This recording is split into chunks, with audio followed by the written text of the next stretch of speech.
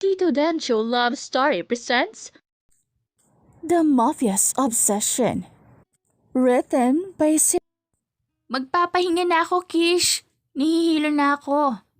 Pasigaw na paalam ni Kaylee sa kanyang kambal dahil sa ingay sa gitna ng mga nagsasayawang mga tao.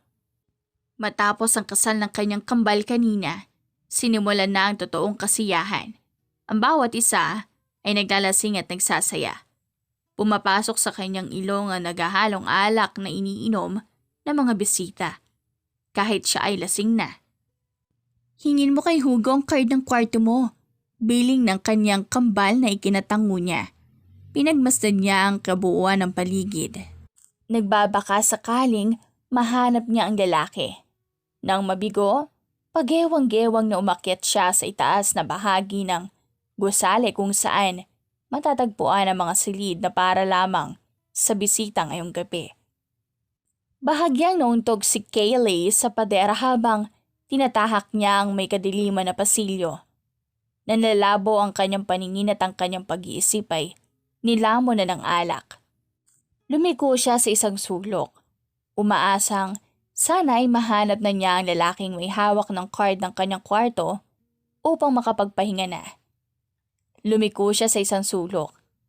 Ang mga takong ng kanyang sapatos ay sumasayad sa makintab na marmol na sahig. Ang tunog ng kanyang mga hakbang ay umaalingaw-ngaw sa katahimikan ng pasilyo. Isang malayo sa masiglang musika at tawanan ng mga tao sa party kanina. Ang kaibahan ng tunog ay tila nagbigay diin sa kalungkutan ng kanyang sitwasyon. Nang maramdaman ang pag-ikot ng kanyang mundo, mabilis siyang sumandal sa pader para makabawi. Ang matagal na pagkakahiwalay niya sa pag-inom ay nagbigay sa kanya ng matinding epekto ngayong gabi. Ang pakiramdam ng pagkahilo at ang epekto ng alak ay tila nagiging mas matindi habang siya ay tumatayo doon. Nagtatangka mag-focus sa paghahanap ng kanyang kwarto upang makapagpahinga. Shit! Mahina ay nagmura at mariin na napapikit. Nilamon na talaga siya ng hilo. Natigilan si Kaylee sa kanyang kinatatayuan. Nanlaki ang mapupungay niyang mga mata sa gulat ng makaharap niya si Hugo Cervantes. Kinusot-kusot niya ang kanyang mga mata. Umaasang mabuburang kalabuan ang kanyang paningin at makita ng malinaw ang taong nasa harapan niya. Hugo? Kaswal na sumandal ang lalaki sa dingding. Ang mga butones nito ay nakabukas dahilan para makita niya ng bahagya ang tato nito sa ilalim ng tela. Ang mailap na Kaylee Estaris, finally gracing me with her presence. Kahit na hindi siya masyadong makasunod sa mga sinasabi ni Hugo dahil sa kanyang pagkalasing, sinubukan niyang maglakad palapit sa kanya. Umaasang makakahanap siya ng suporta. Ngunit sa panginginig ng kanyang binti at ang hindi may paliwanag na pagkahilo, nadulas siya. Nadulas siya sa matigas na sahig ng pasilyo. Ang kanyang pagkakabagsak ay nagdulot ng malakas na tunog. Sumabay sa sakit na agad niyang naramdaman. Mahina siyang nagpadaing sa sakit at napahawak sa tuhod. Tom! Mura ni Hugo at mabilis na dinaluhan ng dalaga sa sahig. Okay ka lang? Puno ng pag-aalalang tanong sa kanya ng lalaki. Sa hindi malamang dahilan o maaaring epekto ng labis na pag-inom, bigla na lang umiyak ng malakas si Kaylee. Ang sakit! Puno ng pagkabigo at sakit ang kanyang tinig. Tila isang bata na nagwawala sa sakit. Nagulat si Hugo sa hindi inaasahang reaksyon ni Kayleigh. Nagtataka siya kung ano ang dapat gawin upang pakalmahin ng babae. Pinagmasdan niya ang pag-agos ng mga luha ni Kayleigh sa kanyang pisngi. Kahit na gustong-gusto niyang tumawa sa kakatuwang sitwasyon, hindi niya magawang umiti. Nag-aalala siya na baka makita sila ng kambal ni Kayleigh at isipin na may masama siyang ginawa sa kapatid nito. Isa pa naman yung dragon. Hinawakan ni Kayleigh si Hugo sa balikat. Ang pag-iyak ay hindi pa rin tumitigil. Hinawin niya ako. Ang tinig nito ay puno ng pagkagalit at sakit. What? Sino? Tanong ni Hugo. Nagmamadali ang kanyang boses habang sinusubukang makuha ang buong kwento. Tinuro naman kaagad ng dalaga ang sahig, nagsusumbong. Agad na tinakpan ni Hugo ang kanyang bibig nang muntik siyang matawa. Is she for real? Shh! Nandito ako. Di kanyan sasaktan. Pagsakay na lamang nito sa babae. Pagkatapos ng ilang sandali, dinala ni Hugo si Kayleigh sa kanyang mga bisig. Bridal style, dahil patuloy pa rin itong umiyak. Sa kakulangan ng ibang option, siya mismo ang maghatid sa babae pabalik sa kanyang kwarto. Ang mga hakbang ni Hugo ay mabigat ngunit puno ng malasakit habang dinala niya ng tahimik sa kwarto si Kayleigh. Nag-aalala sa kalagayan ng babae at sa posibilidad ng sumunod ng mga pangyayari. Careful. Bulong ni Hugo habang maingat na inilalapag si Kayleigh sa malambot na kama. Ang mga paggalaw niya ay dahan-dahan upang siguraduhin hindi siya makakasakit o makakamgambala sa pagbabalik ng babae sa kanyang kwarto. Nag-umpisa na siyang umalis nang biglang hinila ni Kayleigh ang kanyang braso. Hindi niya ito inasahan, kaya't napaibabaw siya sa babae. Ang kanyang katawan ay nasa ibabaw ng katawan ni Kayleigh. Ang bigat ng kanyang paghinga at ang kilig ng sitwasyon ay tila nagpapalakas sa tensyon ng hangin. Smell good. Mapupungay ang mata na tumingin sa kanya ang babae. Hindi niya may tatanggi na naaakit na din siya sa ginagawa nito. Mabilis na pumikit si Hugo. Playboy siya but he will not take advantage of her drunk state. Hindi dapat hawakan ng isang babae nang walang pahintulot nito. Sinubukan niyang hilahin ang kanyang braso mula sa pagkakahawak ni Kayleigh. Ngunit nabigo siya. Mas sinigpitan pa ng babae ang kanyang pagkakahawak. Tila nagpapahiwatig na ayaw siya nitong bitawan. Miss Estaris, kailangan mo na magpahinga. Ang tono ni Hugo ay puno ng pakiusap. Ngunit ang babae ay tila hindi naririnig ang kanyang pakiusap. No. Parang bata itong umiling. Mainit. Bahagyang nabigla si Hugo nang maghubad ito sa kanyang harapan. Nagulat si Hugo na makita niyang unti-unting naghubad si Kayleigh sa kanyang harapan. Ang pagangat ng kanyang mga braso at pagalis sa mga damit ay tila isang sabik na pagsasaad ng hindi mapigilang init. Mabilis niyang itinago ang kanyang mga mata mula sa nakita. Ang pula niyang bra ang unang bumungad sa kanya. Hindi siya inosente at marami na rin siyang karanasan. Ngunit sa maraming karanasan, mas matinding eksena ito. Para kay Kayleigh, may respeto siyang ipinapakita. Ang mahina at mapang-akit na hagikik ni Kayleigh ay pumasok sa kanyang tenga.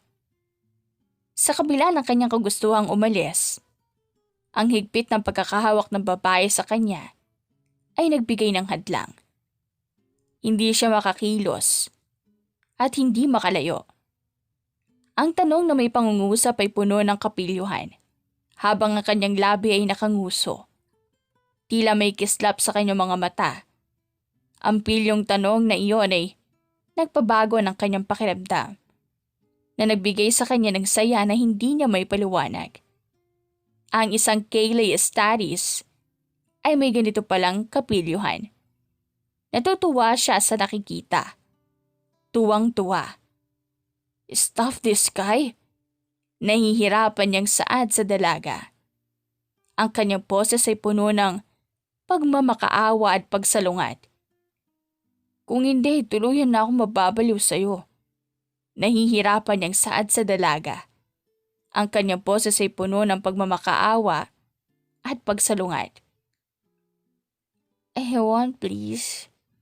Ang pakiusap ni Kayleigh ay may halong pighati at pananabik. Ang kanyang mga mata ay puno ng pagmamakaawa. Alam niya ang tinutukoy nito. Pero hindi niya yon gagawin. Kinukumbinsi niya ang sarili na ang lahat ng ito ay epekto lamang ng alak. Lasing ka lang, Kayleigh. Itulog mo na yan. Hindi niya na naituloy ang kanyang sasabihin. Ang malambot na labi ni Kayleigh ay nagdulot ng kuryente sa kanyang katawan.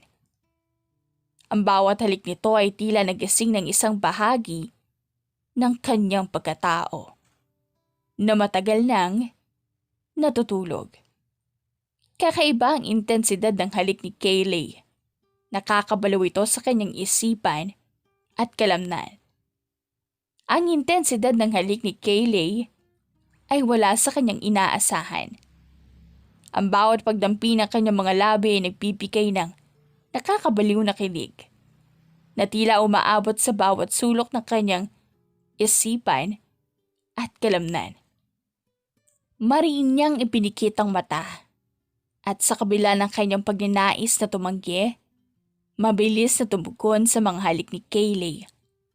Ang mga halik nito ay puno ng kasabikan.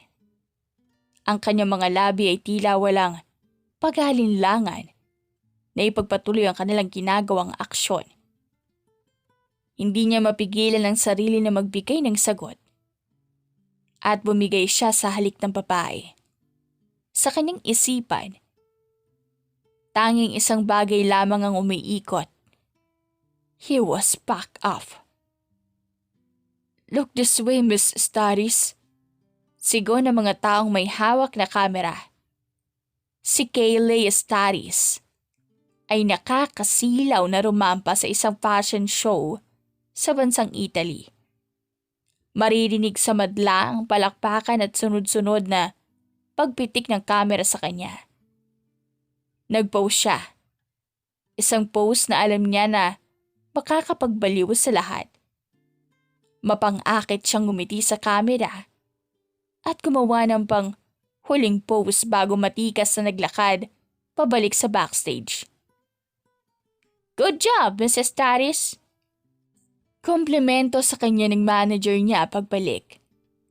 2 beses lang siyang lalabas ng stage dahil isa lamang itong kahilingan ng organizer nitong event. Una para sa opening ng event at pangalawa sa closing ng event. Thank you, Des. Nginitian niya ito at naupo sa harapan ng isang salamin para muli niya naman siyang ayusan para sa susunod niyang pagrampa sa entablado. The other models were flashing their bright smiles on her. Ang iba pa sa mga ito ay nanghihingi sa kanya ng autograph na buong puso naman niyang binigyan. After getting ready for her next appearance, iniisip niya ang kanyang susunod na magiging ekspresyon sa harap ng kamera o ang susunod niyang posing na tatama sa puso ng manonood. Nang marinig na ang kanyang pangalan, kaagad siyang lumabas ng backstage at rumampa. She was showcasing the outfit pero wala dito ang atensyon ng audience. Sa isang Kayleigh Estates, ang kanilang atensyon ay nasa kanya lamang. Ang isang highest paid model na ngayon ay pinagmamalaki ng bansang Pilipinas. She was known worldwide now. Isa na siyang successful na model, kagaya ng kanyang pinapangarap. Habang nagpo-pose siya sa harapan ng kamera, Nahagip ng kanyang paningin ang isang lalaking nakaupo katabi ang ibang mga audiences. He was looking at her intensely. Kulang na lang ay masaksak siya sa paraan ng tingin na binibigay nito. But she remained in her composure and did another pose. Hindi niya pinapansin ang presensya nito, ngunit hindi niya maiwasang mailang. Bakit nandito ito? After blowing a final kiss to the camera, lumakad na siya. Pabalik sa backstage, sakala niya napansin na kanina pa pala niya pinipigilan ang hininga. Mrs. Charis, pinayaran ka nila ng mas malaki ngayon. Ang taas mo na talaga. Tumili pa ang kanyang manager sa tuwa. Hindi na niya ito pinansin at naupo muli sa upuan niya kanina. Baka sa kanyang mukha ang pagkabahala kung bakit nandito na naman ang lalaking nakita niya. Akala niya ay marami itong pinagkakaabalahan sa Pilipinas. Okay ka lang, girl? Lumapit sa kanya si Des nang mapansin ang kanyang hindi may pinta na mukha. She was close with her. Kasama na niya ito simula pa noong hindi pa siya sikat. Nandito na naman siya, Des. Nanlulumo niyang sabi sa manager/kaibigan. Nakita niyang nanlaki ang mata nito. Talaga? Where? Sabi nito at tumingin sa paligid. Here. Natigilan silang dalawa nang marinig ang isang boses na pagmamay-ari ng taong kanilang pinag-uusapan. Dahan-dahan na tumingin si Kayleigh sa kinaroroonan ng lalaki. He was standing tall and handsomely in the room. Hindi alintana nito ang tingin na binibigay sa kanya ng ibang model sa silid. Ang paningin lang ng lalaki ay nasa kanya. Anong ginagawa mo dito sa Milan, Mr. Cervantes? Tanong niya sa lalaki na papalapit sa kanyang kinaroroonan. Nagkibit balikat ito at ngumisi sa kanya. I just miss you. That's all. Marahan na umawang ang kanyang labi dahil sa narinig na sagot mula sa lalaki. Hindi ka ba nangihinayang sa perang ginagastos mo, Hugo? Pinalayas na kita nung isang araw. Para umuwi ng Pilipinas na nasa Amerika ako. Tapos nandito ka naman? Medyo iritable niya ang pangangaral sa lalaking ilang buwan na siyang parang asong sinusundan kahit saan. Not at all. Nakalimutan mo bang mayaman tong boyfriend mo? Kumunot ang kanyang noo sa kabaliwan na sinabi nito. Sino nagsabi na boyfriend kita? Pinipigilan niyang ngumiwi dahil nakamasid ang mga tao sa kanila. Kahit hindi sila nito naiintindihan, malalaman nilang hindi sila nagkakasundo base sa kanyang ekspresyon. The articles, hindi ba? Pilyo nitong sabi sa kanya. Chismis lang sila. At alam nating dalawa na hindi tayo magkarelasyon. Tiin niyang sabi sa lalaki. Pero base sa ekspresyon nito, wala itong pakailam sa kanyang sinasabi. Whatever you say, dollface. Kahit anong mangyari, magiging sayo pa rin ako. Nakangisi nitong sabi. Hindi na siya nabigla nang hinawakan siya dito sa kamay. Bago ito ay nilipat sa kanyang labi para halikan. Ito ay malambot at sa isang maginoong paraan tulad na kung paano niya hinalikan ang kamay ng kanilang pinakamamahal na reyna sa Black Mask Mafia na kanyang kambal na kapatid na si Kishley. Ito ang paraan ng kanilang pagpati at bilang paggalang sa kanilang nakatataas. Mabilis niyang binawi ang kanyang kamay na maalalang hindi lang pala silang dalawa ang tao sa backstage. May mga taong nagmamasid sa kanila. Some with curiosity, some were envy, and perhaps jealousy. Wala talaga siyang pake pero kapag nakalabas na naman ito sa publiko, iinit na naman ang pangalan niya sa lahat. Ayaw niyang idamay ang pribadong buhay ng lalaki, lalong-lalo na sa paraan ng pamumuhay nito. They were in a mafia for Pete's sake. Umalis ka na, Hugo. Utos niya sa lalaki. Umiling ito. Not gonna happen. Sasamahan kita kahit saan mo gusto. Bumuntong hininga siya at nagbabantang tinignan si Hugo. Wala na siyang choice kung hindi ay sabihin na alam niyang epektibo para lang mapaalis ang lalaking ito. Ay, umuwi ka ng Pilipinas. Magkikita tayo doon after I am done with my business here. Pinigilan niya ang pumikit. Pagkatapos sabihin ng katagang sana'y hindi niya pagsisihan. Ang sabi niya sa sarili, hindi na siya muli pa lalapit kay Hugo pagkatapos ng nangyari noon sa pagitan nila. Ngunit ito siya, at nakagawa na naman ng bagong rason para mas lalo siyang kulitin ng lalaki. Mabilis niyang hinila si Hugo patalikod. Sa mga taong may kumuha sa kanilang dalawa ng picture upang hindi makita ang mukha ng lalaki, kaya halos magkadikit na silang dalawa ngayon. Huwag mong subukan na bawiin yan.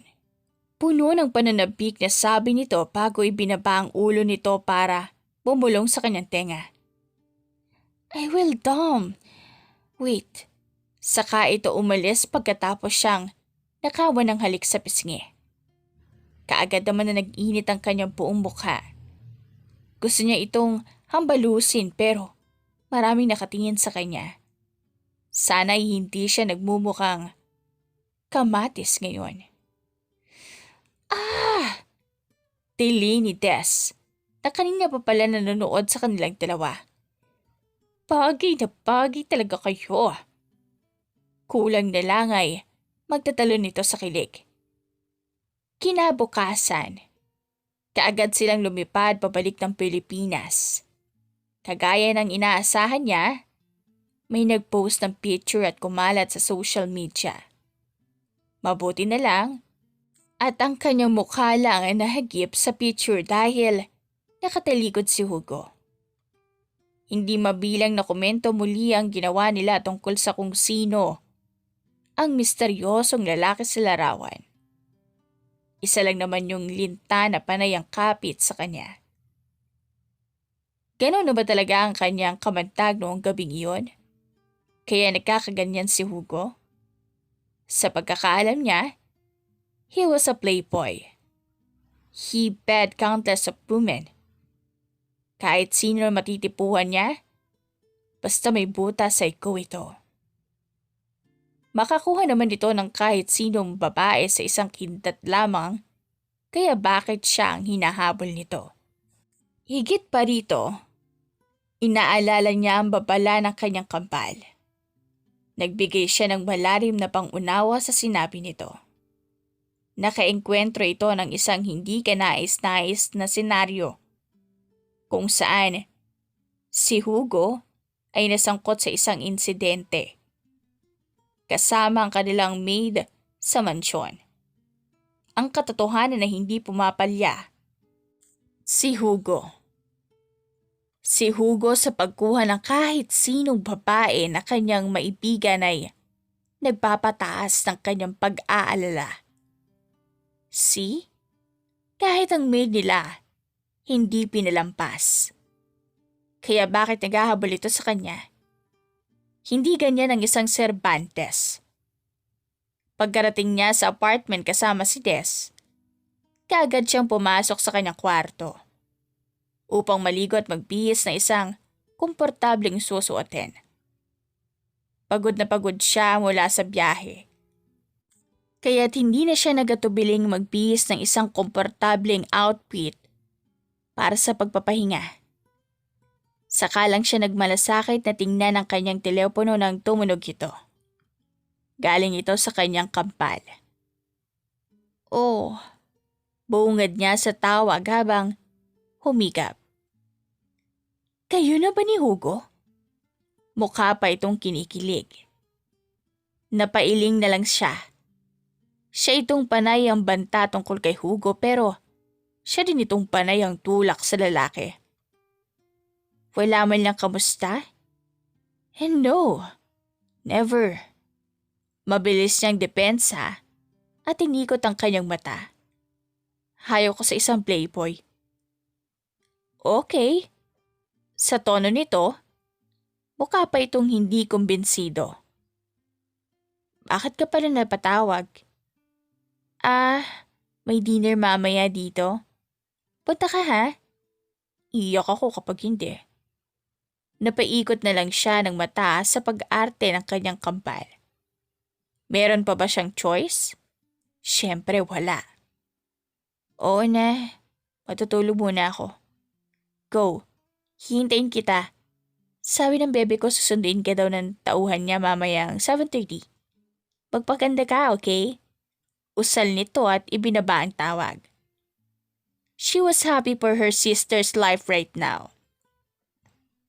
Akalain mo nga naman na ang 1 taon na kontrata ay magiging panghabang buhay na pala.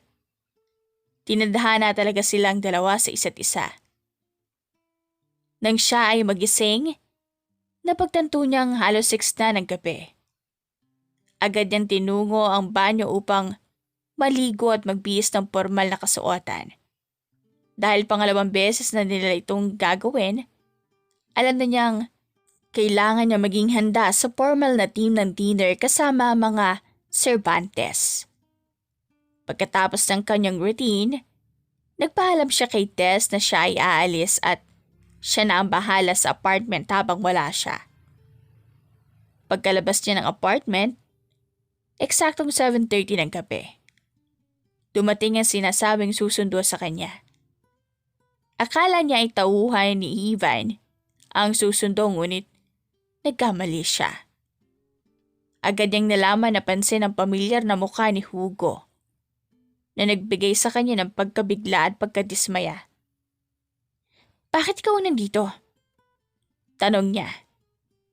Halata ang frustration sa kanyang boses habang pinagmamasdan ng nakatinging si Hugo. Ang ngiti nito ay tila isang playboy na nagtatangkang magpanggap na mabait. Busy ang mga tauhan ni Ivan. Palusot nito na hindi naman siya naniniwala. Sa dami ng tauhan ni Ivan, lahat sila ay busy. Ang pangit mo magsinungaling, sagot niya na puno ng pangungutya. Inilapat ni Hugo ang kanyang hinduturo sa labi ni Kayleigh. Umiling bilang pagsalungat sa sinabi nito. At nagbigay ng pang-aasan na reaksyon. Shh, that's bad baby. Sabihin mo na ang gwapo kong magsinungaling. Nagulat siya sa kabaliwan nito. Ang lakas ng loob nito na mang-asar kahit sa mga ganitong pagkakataon. Marahas niyang inalis ang kamay ni Hugo na nakalapat mula sa kanyang labi at inis nitong tinignan.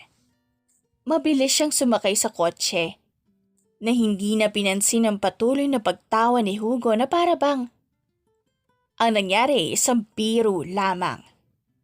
Bakit dyan ka? Tumabi ka sa akin, baby.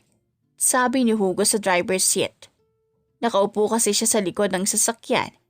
Mas pinili niyang huwag tumabi dito at baka mahampas pa niya ang lalaki. Start driving, Cervantes. Seryoso niyang sabi nang hindi ito tinitignan. Well, as long as it's you, okay lang na maging driver ako. Sana naman sa susunod ay ikaw na magta-drive, alright babe? Makahulugan nitong sabi at sa kanya kinindatan. Alam niya ang tinutukoy nito dahil hindi siya inosente. Inikutan lang niya ito ng mata kahit kailan niya talaga isinisingit ang kabastusan niya sa isip. By the way, you look smoking hot tonight. Komplimento nito sa kanya bago ito nagsimulang magmaneho. I know, sagot niyang pagot na ikinatuwa ni Hugo at nagbigay sa kanya ng matinding pang-aasar na tawa. Napairap na lamang siya sa hangin. Iniisip ang walang katapos ang pang-aasar ni Hugo at kung paano niya ito patatahimikin. Pagdating sa mansyon ng mga Cervantes, agad na bumaba si Kayleigh mula sa sasakyan. Yumuko ang mga tauhan ng pamilya Cervantes bilang pagkalang sa kanya. Mabilis niyang tinahak ang pasilyo papasok sa loob ng bahay. Hindi pinansin ang patuloy na pagtawag ni Hugo sa kanyang likuran. Naririnig niya na naman ang nakakainis nitong pagtawa na nagbibigay sa kanya ng labis na inis. Kung minsan, gusto mo na lang talagang murahin siya sa isip dahil sa walang humpay na pang-aasar nito. When she entered the living room, sinalubong kaagad siya ng kanyang kapatid. Napatingin siya sa tiyan nitong bahagya ng nakaumbok. Kaagad niyang sinalubong ang yakap nito. Sorry, hindi kita napanood ng live sa Milan. Ayaw kong payagan ni Ivan. You know, ang protective na lalaking ito sa akin. It's okay. Hindi naman din ako nagtagal doon. At saka, may kwento pala ako sa'yo. Pabulong niyang sabi sa huli dahil nakatingin ang asawa ni Kish at iba pa nitong kasamahan. Kumindat si Kish at ngumiti ng makahulugan. Alam ko, girl. Akala mo hindi ko nakita yon? Bulong nito pabalik habang sabay silang humagikik. Mukha silang dalawang tanga na nagbubulungan sa harap ng mga tao. Ngunit tila wala silang pakialam. Baby babe! Sabay silang napalingon kay Hugo na paparating. Umasim naman kaagad ang mukha ni Kayleigh at mabilis niyang hinila sa braso ang kanyang kambal para batiin ang mga tao sa living room at para makaiwas na din kay Hugo. Baby babe, bakit tayo mo kong pansinin? May usapan tayo. Lumapit sa kanya si Hugo at bilang pang-aasar, hindi niya ito pinansin kahit ang mata ng lahat ay nasa kanilang dalawa ni Hugo. Hindi ko alam na may aso pala kayong kapatid, love. Nakangising tanong ni Kish sa kanyang asawa. He was adopted. Sagot ni Ivan na nagdulot ng tawanan sa lahat habang si Hugo ay magdabog sa inis. Let's go to the dining hall, shall we? Ayan ang pinakamatanda sa magkapatid na si Xavier. Habang siya at ang iba pang mga bisita ay nagsimula ng maglakad patungo sa dining hall. After the dinner, nagpaalam ang kanyang kapatid sa asawa nitong magpanding muna sila, which he instantly agreed. Hinila pa ng mga ito si Hugo papalayo sa kanila dahil hanggang ngayon ay kinukulit pa rin siya nito. Hindi ka pa rin tinatatanan ng lalaking yun? Ang una naging tanong ng kanyang kampal sa kanyang pagpasok ng kwarto. She nodded. Pagkatapos ng gabing natagpuan namin ng sarili naming hubad-hubad sa isang kama, nagsorry siya sa akin dahil nagpadala siya sa tukso ko. It's not like pinagsisisihan ko yun. Pareho namin na ginusto yun. Simula niya at taupo sa kama niya ngayong gabi. Sinabihan siya ni Kish na dito muna matutulog dahil lumalalim na ang gabi. Sumunod naman sa kanyang kambal na tila nag-aabang sa susunod na sasabihin niya. He took care of me that day at napagkasunduan namin na pagkatapos ng lahat ng yun, kakalimutan na namin na nangyari. Pero sinundan ka pa rin niya. Konklusyon ng kanyang kapatid. Yeah, palagi niya ako nilalandi. Napapasangod niyang reklamo. Kahit naiinis siya sa bawat pang-aasar ng lalaki, alam niyang naapektuhan ang kanyang puso. Sino ba namang hindi mahuhulog sa isang katulad nito? He has everything. Si Hugo ay mayroong karisma na hindi maipaliwanag. Ang klaseng magnetismo na tila walang kapantay. Ang tanging problema lang talaga ay ang kanyang pagiging playboy. Hindi lamang siya nakikilala bilang isang taong mayaman at makisig, kundi isang lalaki na tila may reputasyon sa pag-akit at pag-ibig sa iba't ibang babae. Ang problemang ito ang naglalagay sa kanya sa isang komplikadong sitwasyon, lalo na kapag ang kanyang puso ay tila nagiging marupok sa lahat ng atensyon na ibinibigay sa kanya ni Hugo. Ang lahat ng ito ay napapalito sa kanya. Nagiging sanhi ng pag-alinlangan kung dapat pa niyang buksan ang kanyang puso para sa isang taong tulad ni Hugo. Minsan, Kahit gaano siya kainis sa lalaki, hindi pa rin maitatanggi ang epekto nito sa kanya, na nagiging sanhi ng malalim na pag-iisip at pagsasaliksik sa totoong nararamdaman niya. Nagpapalandi ka naman kasi. Pangaasar ni Kish kaya inirapan niya ang kapatid. Halos umabot ng hating gabi ang kanilang naging pag-uusap. As much as they want to talk more, hindi pwede magpuyat ng buntis. Matapos ang kanyang paghahanda sa pagtulog, may narinig siyang mahinang kaluskos na nanggagaling sa kanyang balkonahe. Agad siyang napatigil. Nanigas sa kanyang kinatatayuan, habang mariin niyang tinutok ang kanyang tingin patungo sa pinagmumula ng tunog. Imposible naman, sigurong may magnanakaw na makapasok. Mahigpit ang seguridad ng mansyon ng mga Cervantes. Puwera na lang kung gusto nitong mabaril. Mabilis niyang dinampot ang kanyang 4 inches heels. Hindi niya pwedeng gamitin ang mamahaling pace na nasa kanyang kwarto. Maingat siyang naglakad patungo sa balkonahe. Ang mga takong nahawak ay parang isang bakal na pagtanggol sa posibleng panganib. Huwag lang talaga niyang magkakamali. Kung sakali mang may sumubok na makapasok, tiyak na itatarak niya ang takong sa kung sino mang magtatangkang pumasok. Kay, isang pamilyar na boses ang biglang umabot sa kanyang pantinig. Ang mukha ni Hugo, ang agad na sumalubong sa kanya. At napahinto siya sa paggalaw. Mabuti na lang at kilala niya agad ang lalaki. Kung hindi, tiyak na ihahampas na niya ang hawak na takong sa mukha nito. Pesting yawa, iba mo yan baby babe. Anong ginagawa mo ditong lalaki ka? Nakita niyang gumuso ito. Namiss lang kita. Pinantahan ba naman ako ng kambal mo na huwag mo na kitang lapitan? Kawawa naman ako noon. Mukha pa itong nagpapaawa sa kanya. Hindi mo ko madadaan dyan sa mga kalokohan mo. Lumabas ka. Mariin niyang utos dito. Baby naman eh. Sinubukan pa nitong lapitan siya pero kaagad siyang umatras. Mas lalong itinutok sa lalaki ang kanyang takong. Don't even try, Cervantes. Puno ng kaseryosohan niyang banta sa lalaki pero hindi man lang ito natinag. Mabilis na hinapit ni Hugo ang kanyang bewang. Hinila siya ng malapit sa kanya at nagdulot ng isang saglit na pagtama ng kanilang mga katawan.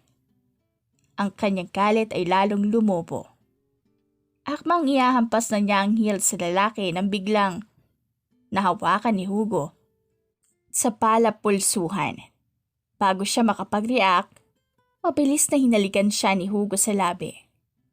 Ang halik ay may kasamang pagnanasa. Napatulala si Kayleigh. Ang mga mata ay lumalabas sa pagkapigla at napaatras. Tiningnan niyang mabuti ang paraan kung paano pinadulas ni Hugo ang tila upang pasain ang kanyang ibabang labi.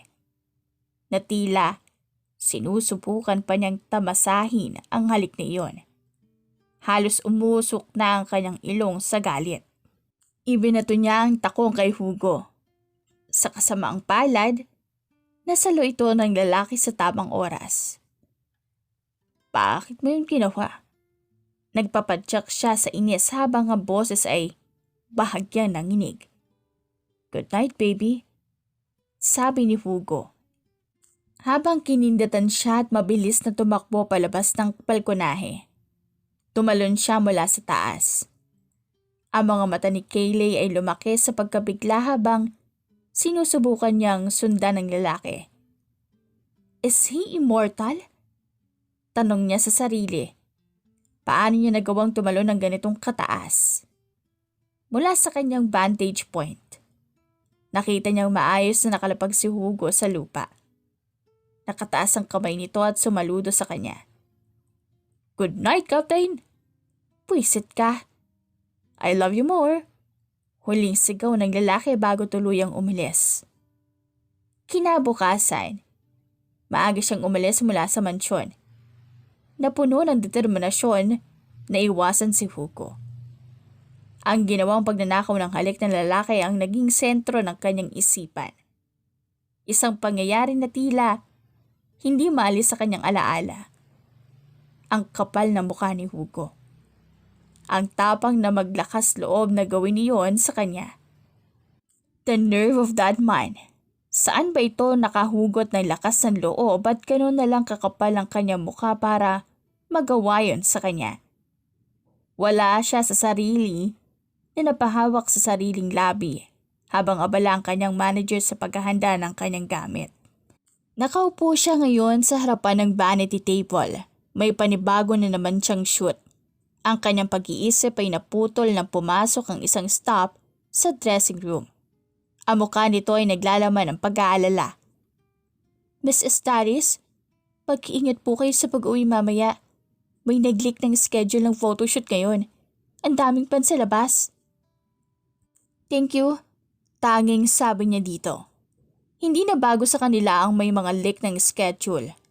She was a public figure. Mawawala sa iyong salitang privacy at maging kapalit nito ang kaligtasan mo. Matapos ang mga pag-aalala sa labas, nagsimula ng photoshoot. Sa kalagitnaan ng kanyang pagpapose sa harapan ng kamera, isang lalaki ang biglang pumukaw ng kanyang pansin. Ang taong iyon ay sigurado siyang hindi bahagi ng kanyang stop. 5 minutes break please, sabi niya sa direktor at mabuti na lang ay pumayag ito. Bago makilapit ang kanyang mga assistant para sa retouch, itinataas niya ang kanyang kamay bilang tanda na huwag muna siyang lapitan. Nilapitan niya ang lalaki na nasa sulok ng studio.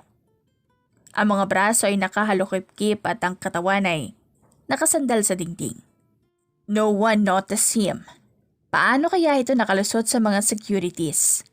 Perks of being a mafia. Ano na naman ang ginagawa mo dito, Mr. Cervantes? Idiniin na hindi siya masaya sa pagdating ng lalaki. Tom, hindi talaga ako nakatakas sa panaginip mo, Mrs. Cervantes. Sagot ni Hugo, na may malandi at ang aasar na tono. Inikutan niya ito ng mata. Ang mukha ay puno ng iritasyon. Umalis ka na at huwag kang magpapakita sa mga fans sa labas at baka maging headline na naman tayo ng balita. Are you worried about me, Kayleigh? Hites. Pinagsasabi mo dyan. Fine. Hindi niya may tatanggi na nag-aalala siya sa imahe ni Hugo at ang kalahati noon ay para sa kanyang kaligtasan. Paano kung gawin siyang pain ng mga kalaban ng lalaki upang masaktan ito? Ganyan ang nangyayari sa Wattpad romance, hindi ba? Let's have dinner tonight. Hindi mo pa tinutupad ang pinangako mo sa akin noong nasa Milan tayo. Mungkahi ni Hugo. Ang tinig nito ay halatang may intensyon. Tumaas ang kilay ni Kayleigh. May halong sarkasmo ang boses niya. At talagang naalala mo pa yun? Bakit? Wala pa mga girlfriends mo? At ako ang pinuntahan mo ngayon? Ang tanong niya ay puno ng pang-aasar. Inaasahan niya magtutulot ito ng reaksyon mula kay Hugo. Ngunit sa halip, nagulat siya sa tugon ng lalaki. Magaling ako makipagbiruan sa'yo pero hindi kailanman sumagi sa isip ko ang paglaruan ka. Tugon ni Hugo, ang boses ay seryoso at walang pag-alinilangan. Natutop siya sa kanyang kinatayuan. Napakurap siya at napatitig sa mga mata ng lalaki at hinahanap kung may bakas ba itong pagbibiro at panlilinlang ngunit nabigo siya. Seryoso ito. Seryosong seryoso. Quit playing around, Hugo. Iniwas siya ng tingin mula sa lalaki. Ayaw niya magpakatanga sa mga patibong ng isang playboy. Panigurado siyang nasabi na ni Hugo mga salitang iyon sa lahat ng kanyang mga naging babae. Hindi ako naglalaro at kailanman ay hindi kita nakikita na bilang isang laro. I am serious, Kayleigh. Kayleigh crossed her arms. Sinalubong niya ang paningin ni Hugo pero kaagad ding napaiwas dahil bahagya siyang nanlambot sa sinseridad na nakikita niya mula sa mata ng lalaki. Bakit ngayon? What's the change? Ikaw ang dahilan, Kayleigh. Ikaw ang naging dahilan ng lahat kung bakit nagkakaganito ako. Anong ibig mong sabihin? After that night, pumuntong hininga siya. Pinasadahan ng kamay ang kanyang buhok. Napapansin ko sa sarili ko na palagi na lang ikaw ang naiisip ko. Sinubukan kong maghanap ng babae pero kahit ang simpleng paghawak sa kanila, hindi ko na magawa. I wanted to be loyal this time. Ang maging loyal sa'yo. Pinabaliw mo ko, Miss Astaris. Hindi nakaimik si Kayleigh sa mga sinabi nito. Pinag-aralan ni Kayleigh si Hugo ng saglit. Ang mga pader sa paligid ng kanyang puso ay bahagyang nagpagsak. Matapos ang maikling sandali ng pag-iisip, tumingin siya sa lalaki at nagsalita ng may otoridad ngunit may halong pagkaseryoso. Fine. Dinner tonight. Pero huwag mong isipin na ang ibig sabihin nito ay pinagkakatiwalaan na kita. Marami kang dapat patunayan, Cervantes. Kaagad na nagliwanag ang mukha ni Hugo. Ang mga mata nito ay nagniningning sa kasiyahan. Yes, of course, babe. Ang saya sa boses niya ay tila nag-uumapaw at halos magtatalo nito sa tuwa. Napailing siya bago nagpaalam na bumalik na sa pagsushoot. Palihim pa siyang tinukso ng kanyang manager na sinabing number 1 fan kuno nila. Kinagabihan, pagkatapos ng mahabang oras ng pagsushoot, mabilis na nagbihis si Kayleigh ng isang eleganteng dinner outfit sa tulong ng kanyang mga assistant. Habang inaayos ang kanyang damit, hindi maiwasan ang kanyang manager na mag-alala. Saan kayo magdi-dinner? Baka tumugin ka ng pants. Nag-aalalang tanong ni Des. Gumiti si Kayleigh at umiling. Ang sabi niya, surprise daw. Sigurado ko na sa isang private restaurant, alam mo naman na mas OA pa yun kung mag-alala kaysa sa'yo.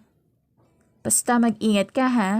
Magdala ka ng extra na cup o hoodie just in case. Oo na po, oo na. Sagot ni Kayleigh. Napapangiti sa pagka-overprotective ng manager. Natigil ang kanyang pag-uusap nang may kumatok sa pintuan. Pinuksan ito ni Tess at nakita nila ang isa sa mga tauhan ni Hugo na naghihintay. Good evening. Naghihintay na po si Mr. Cervantes sa labas. Bagalang nasabi nito. Nagpaalam si Kayleigh kay Des. Aalis na ako, Des. Sige, magpakalayo-layo kayo at magpakarami. Pabirong hirit ni Des na ikinatawa ni Kayleigh. Sumunod si Kayleigh sa tauhan ni Hugo patungo sa labas. Ngunit bigla siyang napahinto nang may maalala. Wala na bang pan sa labas? Nalik kasi ang schedule ng photoshoot today. Huwag po kayo mag-alala. Nasikaso na po ni Mr. Cervantes ang lahat. Sagot ng tauhan ni Hugo na puno ng kumpiyansa.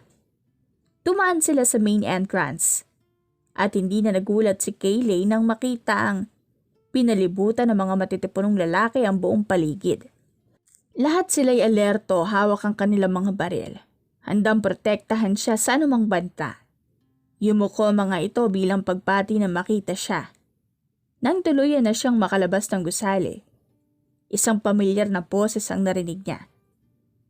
Hi, Gorgeous.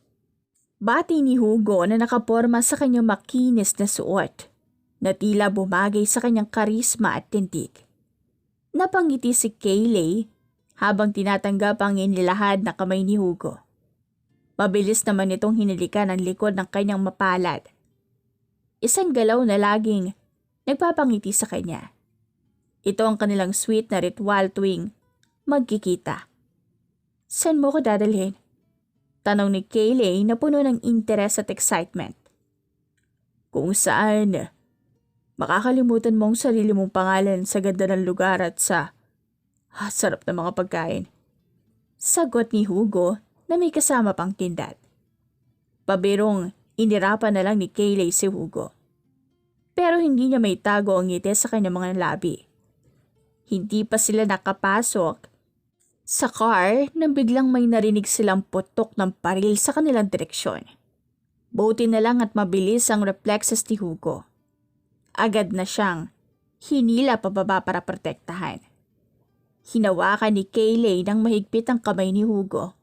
Hawal ang kanyang hininga dahil sa kulat at takot. Calm down. Malumanay na hinaplos ni Hugo ang kanyang likod upang kalmahin siya. Samantala, ang mga tauhan ni Hugo ay abala na sa pag-secure ng kanilang paligid. Sa dilim ng kapaligiran, mahirap makita kung sino man ang bumaril, kaya't naging mas mapagbantay ang lahat. "Search the area!" Galit na utos ni Hugo sa kanyang mga tauhan, na agad namang sumunod at nagsimulang maghanap sa paligid. Ganito ba talaga ang pamumuhay niyo?" Tanong ni Kayleigh na puno ng pag-aalala. Napatingin si Hugo sa kanya. May lungkot sa kanyang mga mata. Yes. Palagi na lang bang nakataya ang buhay niyo araw-araw?" Ang tanong na ito ay tumama ng malalim sa kanyang isipan. Sa tuwing kasama niya ba si Hugo, lagi na lang bang may takot na may magtatangkang patayin sila? She was a model, and her life was out there. In the public eye, hindi niya kayang palaging nakakulong sa loob ng bahay dahil sa banta ng panganib sa labas. Ang mga kaaway ni Hugo ay mas delikado pa kaysa sa mga paparazzi na nag-iintriga sa kanyang pribadong buhay. "I will protect you, Kayleigh. Kung gusto mo, aalis ako sa pamumuhay namin na to. Sasabihin ko mga kapatid ko at sigurado akong papayag sila.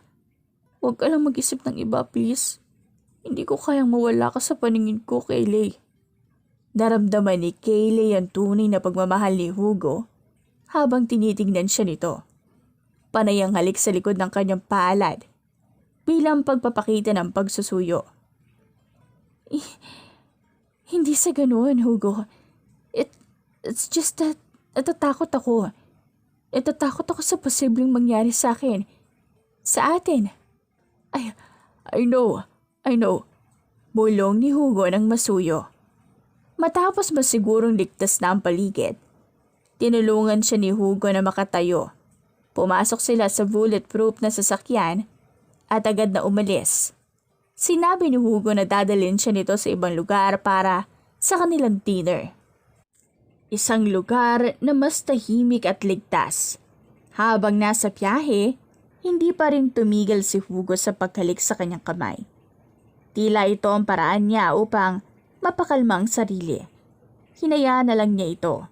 Alam niyang ito ang kailangan nila pareho sa sandaling iyon.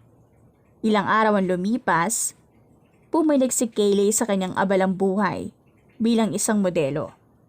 Wala na rin siyang oras upang makausap si Hugo ng matagal. Ang huli nitong sinabi sa kanya ay patuloy pa rin nitong hinahanap ang taong umaaligid sa kanila noong gabing iyon. She trusted him. She should. "Des, mauna na ako ha. Nasa labas na ang sundo ko." Paalam ni Kayleigh sa kanyang manager na abala sa pakikipag-usap sa telepono. "Sige, mag-ingat ka," sagot ni Des habang patuloy na nakikinig sa kausap. Habang naglalakad palabas si Kayleigh, pilit niyang iniiwasang mag-isip ng masama. Gusto na niyang matapos ang lahat ng ito at makapamuhay ng tahimik kasama si Hugo. Ngunit nang marating niya ang van, napansin niyang wala mga bantay na dapat ay naroon. Magsisimula na sana siyang bumalik nang bigla siyang itinulak ng isang malakas na kamay papasok sa loob. "Sino ka?" sigaw niya, puno ng takot at galit. Sa harapan niya, isang lalaking may maskara ang nakatayo. At bago pa siya makagalaw, isang malamig na boses ang narinig niya mula sa kanyang likuran. "Oh, Kayleigh. May hindi ka pa alam tungkol sa mga Cervantes." Nagtayuan ang kanyang palahibo sa sinabi nito. "Pinatay nila ang ina mo." "Ano? Nagsisinungaling ka lang." Nanginginig niyang sagot, ngunit ramdam niya ang pag-alinlangan sa sarili. Mula pagkabata, sinasabi ng kanilang ama na iniwan lang sila ng kanyang ina. Pero paano kung may katotohanan ng sinasabi ng lalaking ito? Sa gitna ng kanyang pagkalito, marahang bumulong ang lalaki. "Tutulungan kitang makatakas, Kayleigh." Samantala sa mansyon ng Cervantes, hindi mapakali si Hugo. "Sinabi ng mga tauhan ko na may nag-utos sa kanila na hindi na raw kailangan magbantay." Galit niyang sigaw.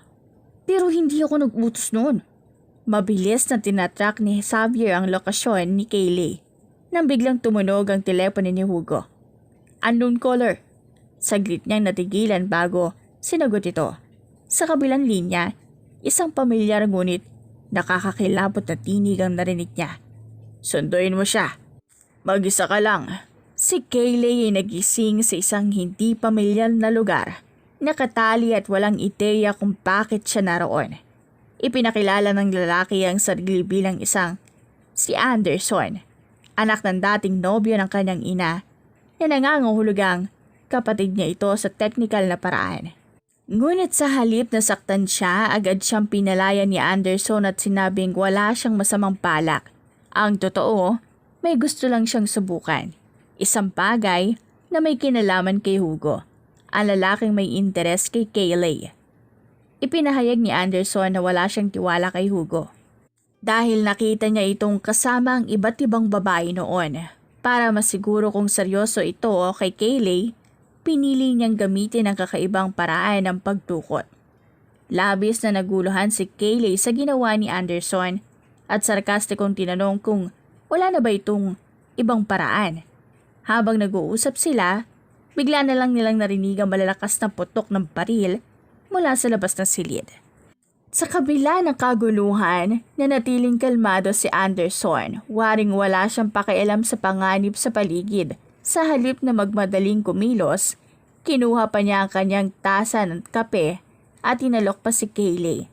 Nalalang lang ng inis at naguluhan. Napagtanto niyang si Hugo na mismo dumating upang iligtas siya at tila handa itong lumaban para sa kanya. Sa galit at kaba, tinanong niya si Anderson kung ano ang ginawa nito. Ngunit, imbes na sumagot ng seryoso, sinabi lang nitong mas mabuting lumabas na siya bago pa mapatay ni Hugo ang lahat ng tauhan niya. Sa huli na pagtanto ni Kaylee na ang buong sitwasyon ay bahagi lamang ng plano ni Anderson upang tiyakin kung tunay na mahal siya ni Hugo. Bagamat nagalit siya sa ginawa nito, naisip niyang utang na loob lang ni Anderson sa kanyang ina ang dahilan kung bakit niya ito ginawa. Habang mabilis siyang lumabas ng silid upang hanapin si Hugo, nanatili namang walang pakialam si Anderson. Sa kanyang pananaw, natapos na niya ang kanyang misyon. Mabilis na naglakad si Kaylee sa pasilyo upang hanapin si Hugo, ngunit naligaw siya ng ilang beses. Labis siyang nag-aalala dahil sa patuloy na putok ng baril. Iniisip kung ilan sa mga tauhan ni Anderson ang maaaring mapatay dahil lang sa pagsubok na ito. Sa wakas, natagpuan niya si Hugo. Galit at nakahanda sa labanan. Ngunit nang makita siya nito, napalitan ang galit ng matinding ginhawa. Sinubukan ni Kaylee na pakalmahin siya. Ipaniluwanag na isa lamang set-up ang lahat at pinakiusap niyang umuwi na lang sila. Sa huli, napapayag niya si Hugo na isuko ang laban. Habang naglalakad palabas, sinermonan ni Kaylee si Hugo dahil sa pagsugod nito ng mag-isa.